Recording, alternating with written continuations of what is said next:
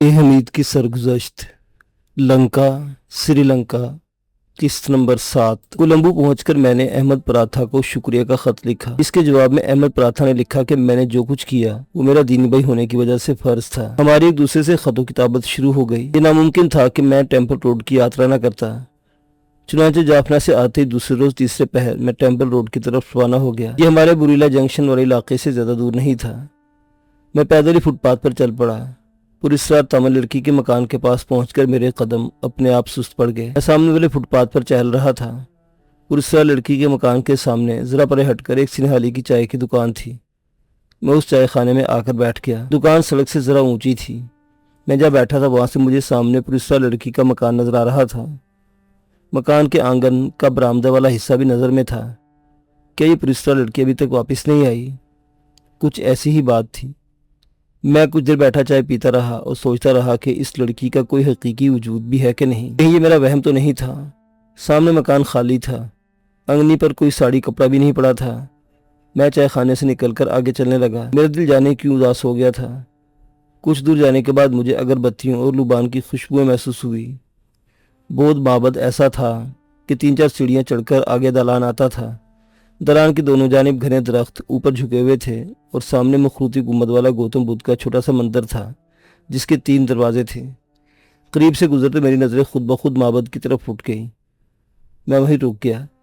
दालान की एक जानिब कमल के फूल ऐसे बारादरी के पास वही दूसरा लड़की हाथ में पीतल की थाली लिए जर्द साड़ी पहने खड़ी मेरी तरफ देख रही थी। इसके खुले बालों में कमल का सफेद फूल लगा था और पीतल की थाली में रजनीगंधा की सफेद कलियां रखी थी। मेरे कदम जैसे अपने आप माबद की सीढ़ियां चढ़ने लगे। दूसरा लड़की ने एक अदाए खास से गर्दन बुलंद करते मुझे देखा और मंदिर के दरवाजे की तरफ चल दी। मैं दालान में पहुंचकर बारादरी के पास ठहर गया।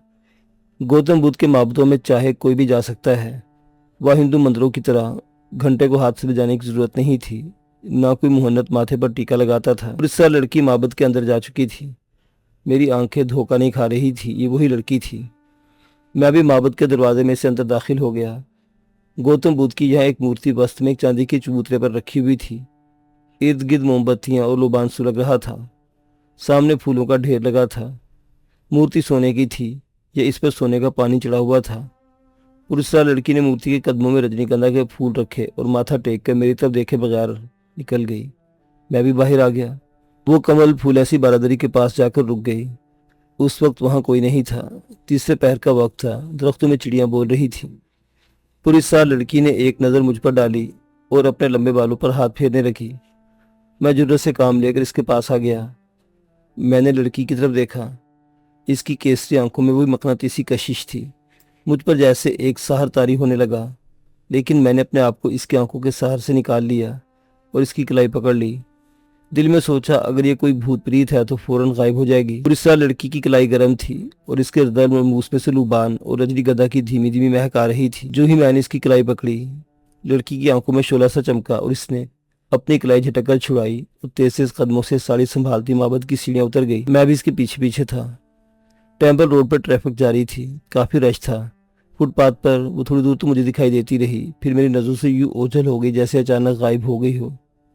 मैं वापस चाय खाने में आकर बैठ गया जिसके सामने इस पुलिसवाला लड़के का घर था।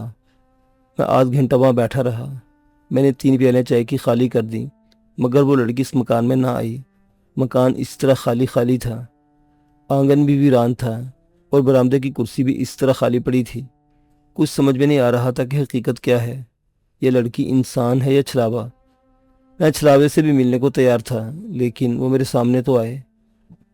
जब शाम का अंधेरा फैलने लगा तो मैं चाय खाने से उठकर घर की तरफ चल पड़ा। रेडियो सैलून का जो इंग्लिश सेक्शन था, इसमें विक्टर पोल नाम का एक अमरीकी नौजवान भी था जो म्यूजिक का प्रोग्राम करता था। दराज कद मीनहनिसा ये अमरीकी बड़ा बातूनी था। एक बार हमारे कमरे में दाखिल हुआ तो इत्तेफाक से ग्रामोफोन पर कनका लमिया ने माइया धियां क्यों जमिया ने माइया पंजाबी लोकगीत बज रहा था। विक्टर पोल ने अंदर आते ही गीत की धुन पर रक्स शुरू कर दिया। वो चुटकी बजा रहा था और गर्दन कंधे हिला हिला कर थिरक थिरक कर रक्स कर रहा था। रिकॉर्ड खत्म हुआ तो कैप्टन मलिक से बोला, सर ये रिकॉर्ड 1 घंटे के लिए दे दीजिए। मैं इसकी म्यूजिक और धुन पर एक अंग्रेजी धुन कंपोज करना चाहता हूँ। विक्टर पोल को पंजाब के बारे में ज्यादा मालूमात हासिल करने का बड़ा शौक था। खुदा जाने वो किस लिए सारी रिसर्च कर रहा था। एक दिन मेरी मेज पर आकर कोहनियाँ टिकाकर बोला, ये लफ्ज़ पंज आप है या पंज आप? कैप्टन मलिक के यहाँ बच्ची की वलादत हुई तो उन्होंने इसकी देखभाल के लिए एक हस्पानवी नर्स रख ली। इस सुर्खुसफेद हस्पानवी नर्स का नाम मिस डिलापोल था। नाक बैठा हुआ, चेहरा चौकोर था और गालों पर सूख तिल बिखरे हुए थे। बाल सुनहरी थे, आंखें नीली थी और आवाज़ बड़ी तेज़ थी। वो सुबह शाम 2 वक्त आती थी। कैप्टन मलिक के हाथों हर वक्त सदावर्त लगा रहता था। मिस डिलापोल को तनख्वाह के अलावा कैप्टन मलिक के घर से महीने भर का पूरा फौजी राशन भी मिलता था, जिसमें टिन फूड और पोर्ट वाइन के अलावा सिगरेटों के डिब्बे भी होते थे। घी, शक्कर, चाय, चॉकलेट और ओवलेटाइन भी इसमें शामिल थी। मिस डिलापोल खुद सिगरेट नहीं पीती थी। मिस जोन्स को जब मालूम हुआ कि कैप्टन मलिक मिस डिलापोल को इतना ज़्यादा राशन हर महीने देते हैं और इस राशन में सीनियर सर्विस सिगरेट के टिन भी होते हैं, तो एक रोज़ मेरे सामने इसने कैप्टन मलिक से कहा, मिस्टर मलिक, ये मिस डिलापोल तो आपको लूट रही हैं। जब आप इसे इतनी ज़्यादा तनख्वाह देते हैं तो फिर राशन देने की ज़रूरत क्या है? वो सीनियर सर्विस की सिगरेट आखिर क्यों लेती है जबकि वो सिगरेट नहीं पीती? कैप्टन मलिक ने अपने मखसूस अंदाज में हंसते हुए कहा, जिससे वो शादी करने वाली है वो लड़का सिगरेट पीता है। ये भी एक हस्पानवी नौजवान था जो शाम के वक्त अपने मंगेतर मिस डिलापोल से मिलने बंगले पर आ जाता। जैसी डिलापोल थी वैसा इसका मंगेतर था। दोनों थोड़ी देर के लिए कोठी के लॉन में एक तरफ बांस की कुर्सी पर बैठ जाते। सर के साथ सर जोड़कर बातें शुरू हो जाती। मैं कमरे में रेडियो लगाए इन्हें खिड़की से देखा करता। मिस डिलापोल वैसे बड़ी हंसमुख और बातूनी थी, मगर अपने मंगेतर के पास बैठते इसके मुंह पर चुप का ताला लग जाता था। मुझे ऐसा लगता दोनों एक दूसरे की तरफ देखकर ठंडी आहें भरते रहते हैं।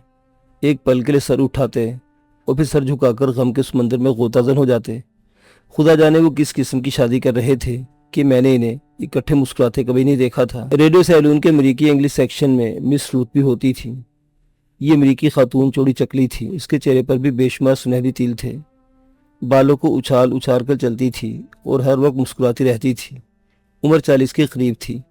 सूबेदार प्यारा सिंह इस पर फरीफ्ता था। उसे देखने के लिए किसी न किसी बहाने इंग्लिश सेक्शन में चला जाता। मिस रूथ बकौल विक्टर पोल के 3 खामदों को हजम कर चुकी थी और अब किसी बहरी डाकू से शादी करने का मंसूबा बना रही थी। जैसा कि मैं पहले बता चुका हूँ, सूबेदार प्यारा सिंह दफ्तर में भीगी बिल बनकर रहता था।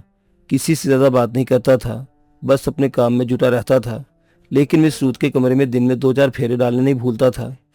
क्रिसमस के मौका पर प्यारा सिंह ने मिस रूथ को एक कीमती तोहफा भी दिया था, जिसकी खबर ऑफिस में सबको हो गई। हवालदार प्यारेलाल ने तोहफे की बाबत जिक्र किया तो सूबेदार प्यारा सिंह ने इसे अपनी खूंखार नजर से घूरते हुए कहा, फेर ना ये गल करी, नहीं थे गढ़ छड़ांगा तेनों। सूबेदार प्यारेलाल कान खुरकता कमरे से बाहर निकल आया। कोलंबो में बरसात का मौसम शुरू हो गया था। काली काली घटाएं घिर घिर कर आती। समंदर की तरफ से मरतूब हवाएं तो सुबह शाम चलती रहती थी। सावन की घटाएं छाती तो ये हवाएं ठंडी हो जाती। हमारे बंगले से कुछ दूर चौक में इमिग्रेशन वालों का कोई दफ्तर था। यहाँ ऊंचे ऊंचे घने दरख्त थे। इन दरख्तों की तरफ से मूसलाधार बारिश बेपनाह शोर मचाती आगे बढ़ती और फिर अंधाधुंध मींह बरसना शुरू हो जाता। घटाएं एक बार खूब खुलकर बरसती, फिर बादलों का काफिला गुजर जाता और दूसरा काफिला आकर आसमान पर डेरे डाल लेता। बादल आपस में घुल मिल जाते और आसमान का रंग स्लेटी हो जाता। अब जो हल्की हल्की बूंदाबांदी शुरू होती तो इसका सिलसिला कभी 2 रोज़ कभी 3-3 रोज़ तक जारी रहता। बूंदाबांदी खत्म हो जाती तो बादल इसी तरह छाए रहते थे। 15-15, 20-20 रोज़ तक सूरज की शक्ल तक दिखाई नहीं देती थी। कभी ठंडी हवाएं चलती तो कभी इस कदर हब्स हो जाता कि जी चाहता कि कपड़े नोचकर आदमी समंदर में कूद जाए। कोलंबो की सड़कें सिवाय पटना के इलाके के सभी कुशादा पुख्ता और दरख्तों से घिरी हुई थी। चाहे कितनी ही बारिश क्यों ना हो, पानी एक पल के लिए भी नहीं ठहरता था। पटना का इलाका गुंजान था, अजनास की मंडी थी। वहाँ बारिश में कीचड़ भी हो जाता था। जिस बैंक में हमारे रेडियो सैलून के चेक कैश होते थे वो इसी इलाके में वाक़ था। मैं महीने में 2-1 बार अपना चेक कैश कराने यहाँ जाता तो टोकन लेकर एक छोटे से होटल में आकर बैठ जाता। जब्बार साहब की आर्डर दुकान वहाँ से काफ़ी दूर थी। या मैं अनानास खाता और चाय पीता। इसके बाद चेक कैश करवाकर वापस बुरीला जंक्शन आ जाता। कोलंबो की सबसे खूबसूरत कुशादा सड़क का नाम गाल है। ये सड़क समंदर के मगरबी साहिल के साथ साथ लाइट हाउस से लेकर गाल नाम एक छोटे से शहर तक जाती है। इसकी एक जानिब साथ साथ समंदर चलता है। लेफ्टिनेंट सिद्दीकी ने मुझे बताया कि ये सड़क 75 मील लंबी है और आखिर तक इसकी एक जानिब समंदर और दूसरी जानिब खूबसूरत इमारतों का सिलसिला जाता है। मगर मैं इस सड़क पर माउंट लिविना क्लब तक ही गया था। जिस तरफ समंदर था उधर खूबसूरत ढलवान सुर्ख छतों वाले बंगले भी थे। हर 5 बंगलों के बाद एक पतली सी सड़क आ जाती जो नारियलों में घिरी दूर तक साहिल तक जाती। माउंट लवीना कोलंबो की खूबसूरत तरीन और तवील बीच है। यहाँ हर वक्त सयाहों का हजूम रहता और मुल्की और गैर मुल्की मर्द औरतें नहाने के लिबास में समंदर की लहरों में तैरते और दौड़ते दिखाई देते। साहिल समंदर बहुत वसी है। समंदर की नीली बड़ी बड़ी लहरें जोर जोर से आकर साहिल की रेत का मुंह चूमती और फिर बड़े सुकून से वापस चली जाती हैं। इन दरख्तों के नीचे से नहाली मजदूर औरतें और मर्द नाले की छाल की रस्सियां बटा करते हैं। आगे जाकर इन दरख्तों के नीचे एक छोटा सा कैबिन है जिसमें कॉफी हाउस बना हुआ है।